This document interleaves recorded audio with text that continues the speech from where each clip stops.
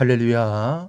사랑하는 대강의 가족 여러분, 오늘 하루도 하나님의 말씀과 동행하는 삶이 되길 소망합니다. 오늘 함께 나눌 하나님의 말씀은 마가복음 13장 3절 말씀입니다. 예수께서 감람산에서 성전을 마주 대하여 앉으셨을 때 베드로와 야고보와 요한과 안드레가 조용히 묻되 아멘. 이 감람산은 예루살렘의 동쪽으로 기드론 골짜기 맞은편에 있는 산입니다. 감람나무가 많아서 감람산이라는 이름이 붙었습니다.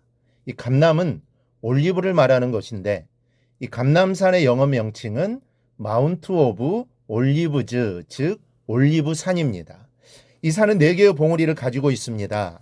그 중에 가장 높은 봉우리는 예루살렘보다 90m나 높아서 이 산에 오르면 예루살렘이 한눈에 내려다 보인다고 합니다. 예루살렘 성전을 나오신 예수님은 곧바로 이 감람산으로 올라가십니다. 그리고 성전을 마주 대하여 앉으십니다. 그리고 물끄러미 예루살렘 성전을 내려다보고 계십니다. 우리는 이때 예수님의 심정을 이해할 수 있어야 합니다. 특별히 감람산은 예수님의 마지막 순간에 가장 중요한 사건들이 압축되어 있는 산입니다. 그래서 이 시간은 감람산이 과연 예수님 일생의 마지막 순간에 어떤 의미였는가를 생각하며 은혜를 받고자 합니다. 먼저 예수님께서 예루살렘 성을 입성하실 때 문을 열어드렸던 산이 감람산입니다. 나귀 새끼를 타고 백성들의 환영을 받으면서 들어오실 때 예수님은 감람산의 4개의 봉우리 중 선지봉과 멸망봉 사이로 입성하셨습니다. 다시 말하면 감람산은 구원자가 들어오실 때 가슴을 갈라 모셔드린 겁니다. 다윗은 시편 24편에서 영광스러운 왕의 입성을 이렇게 연합니다. 문들아 너희 머리를 들지어다. 영원한 문들아 들릴지어다. 영광의 왕이 들어가시리로다. 영광의 왕이 누구시냐? 강하고 능한 여호와시오. 전쟁에 능한 여호와시로다. 여러분, 우리가 영광의 왕이신 주님께서 누군가의 심령에 들어가시라 할 때 쉽게 입성하도록 문을 열어드리는 감람산이 되어야 합니다. 예수님이 들어가시도록 닫힌 심령들의 문을 여는 것은 참으로 소중한 사역입니다. 물론 내가 여는 것이 아닙니다. 최종적인 역사의 매듭은 예수님과 본인이 해야 하는 겁니다.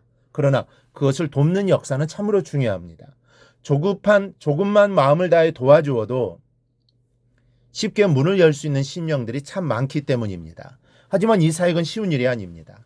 내 삶을 희생하며 드리는 아픔이 필요한 사역입니다. 때에 따라서는 창자까지 다 빼줘야 할 때도 있습니다. 그러나 이것은 어려운 만큼 귀한 사역이요 까다로운 만큼 길이 남을 영원한 영광의 사역이라는 것을 잊지 마시기 바랍니다. 주님은 이런 사역자를 역사의 구심점으로 삼으십니다. 여러분, 감람산을 통해 예루살렘에 들어오신 그 이후로 예수님은 낮에는 예루살렘 성으로 들어가셨다가 밤이면 어김없이 감람산으로 나와 쉬시기를 반복하셨습니다. 왜 그러셨는가 하면 감람산이 가장 마음 편하게 또 다른 하루를 구상할 수 있는 작전실이었기 때문입니다. 우리의 심령이 그런 심령이 되어져야 합니다. 주님이 어떤 역사를 이루려 하실 때 그 작전이 시작되는 심령이면 이 얼마나 귀한 일입니까? 주님이 편하게 주님의 일을 하실 수 있는 작업의 터가 바로 여러분의 심령이 되기를 축원합니다. 또 하나는 구원을 위한 예수님의 고뇌를 알고 있던 동산이 바로 감람산입니다. 예수님이 이마에 흐르는 땀이 핏방울이 되도록 기도하신 겟세마네 동산은 바로 감람산의 서쪽 기슭을 말합니다. 그것에 예수님 밤을 지새우시면서 생명에 불태우는 듯한 고뇌의 기도를 드리셨습니다. 내 아버지여 만일 할만하시거든 이 잔을 내게서 지나가게 하옵소서. 그러나 나의 원대로 마시옵고 아버지의 원대로 하옵소서. 이것이 겟세마네 기도의 주제였습니다. 십자가 위에서 당하셨던 고난도 이루 말할 수 없는 고난이었지만 겟세마네 동산에서의 고뇌 또한 예수님께는 이해 못지않는 고통이었습니다. 예수님의 죽으심은 고통을 극대화시킨 십자가 영이에 다르겠지만 교수형을 비롯한 순간적인 죽음은 죽기로 마음먹고 그 단계로 들어서면 오히려 더 수월합니다. 정작 어려운 것은 죽기까지 그 죽음을 기다리는 순간입니다. 이것이 더 피를 말린다고 합니다. 그런 차원에서 우리는 겟세마네 동산에서 예수님의 기도를 생각해야 합니다. 예수님은 2번 죽으신 겁니다. 한 번은 겟세마네 동산에서 고뇌로 죽으신 것이고 또 한 번은 십자가에 못 박혀 죽으신 겁니다. 주님이 겟세마네에서 흘렸던 이마의 피를 우리는 죽으심의 피로 받아야 합니다. 중요한 것은 예수님의 이 고뇌를 제자들도 모르고 잠들어 있을 때 오직 유일하게 감람산만이 지켜보고 있었다는 사실입니다. 이 사실은 우리가 예수님의 구원을 위한 고뇌를 하는 감람산과 같은 심령이 되어야 한다는 것을 보여주고 있습니다. 지금도 예수님의 구원을 위한 고뇌는 계속되고 있기에 우리는 그 이마에 흘러 맺히는 핏방울을 볼 수 있어야 하는 겁니다. 여러분, 부활하신 후 예수님은 감람산에서 승천하셨습니다. 예수님의 승천을 보는 영광을 감람산에게 주신 것이죠. 이처럼 영광은 거저오지 않습니다.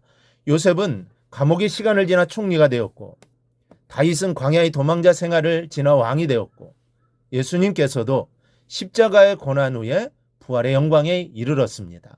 우리의 삶도 마찬가지입니다. 좋은 성적을 얻기 위해서는 꾸준한 공부가 필요하고, 건강한 몸을 위해서는 규칙된 운동과 절제가 필요합니다. 신앙도 마찬가지입니다.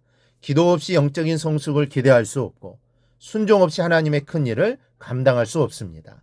그러므로 현재 어려움 때문에 낙심하지 말고 하나님께 허락하신 자리에서 최선을 다하십시오. 영광은 하루아침에 주어지는 선물이 아니라 하나님을 신뢰하며 끝까지 걸어가는 사람에게 주어지는 은혜의 열매입니다. 이러한 은혜를 꼭 누리기를 주님의 이름으로 축원합니다. 오늘 묵상한 말씀을 굳게 잡고 삶으로 실천하며 살아내는 대강의 모든 성도들이 되기를 축복합니다.